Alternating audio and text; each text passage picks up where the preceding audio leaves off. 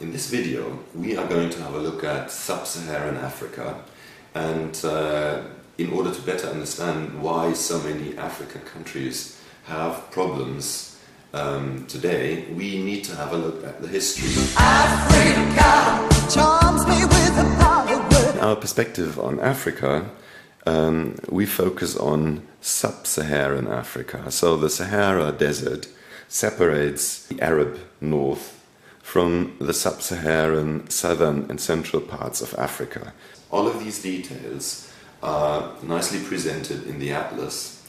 I'm using the International Atlas. If you use your German atlas, all of the necessary information is on page 146. Now, if you check the atlas map, then you can see how the different ethnic groups in Africa lived in the 15th to 17th century. I took these board game figures to represent the different ethnic groups as they inhabited the central parts of Africa. Now, when the European explorers arrived, they of course came by ship, so they established towns which were situated at the coast, because the main interest of the Europeans, of course, was trade and exploration.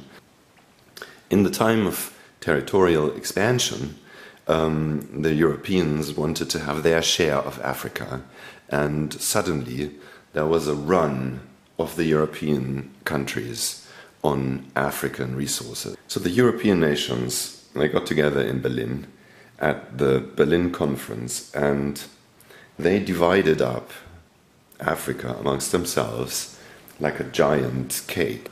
As you can see in the cartoon, the Europeans said, okay, this is my part, this is the German part, this is the French part,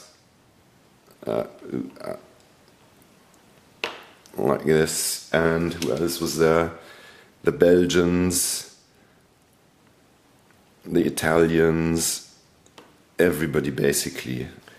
How Africa was divided up exactly can be seen in the map in the atlas again. Now, what the Europeans wanted was resources, and they wanted to get the resources as quickly as possible to get maximum profits, and the way they did it was very simple. They enslaved the population, so the population had to work. For example, on plantations to collect rubber, which was used for the European industry. Europeans considered themselves superior to the native population of Africa, and they committed crimes which are unbelievable today.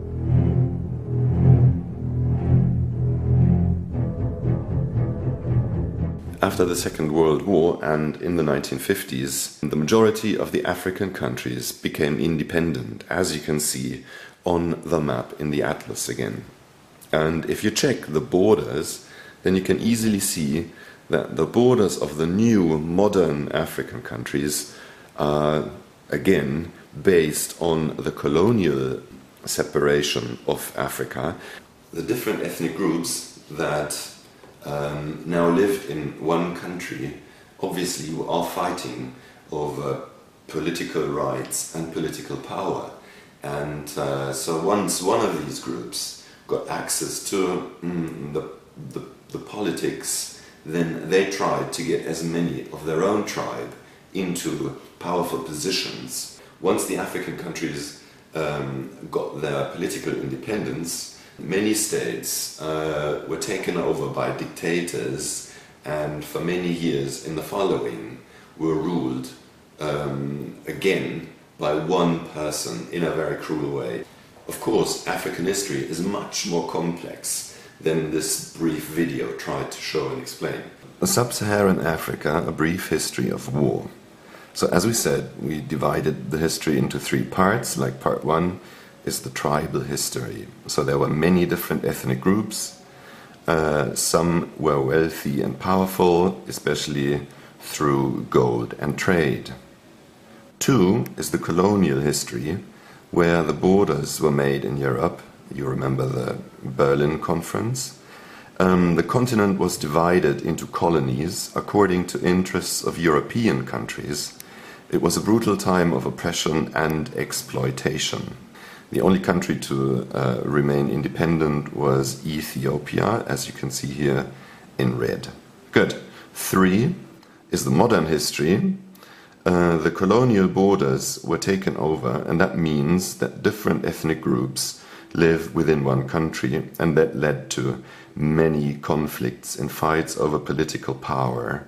There's the problem of tribalism, which means favoring one's own tribe, so people from the one ethnic group favor their own people. Africa!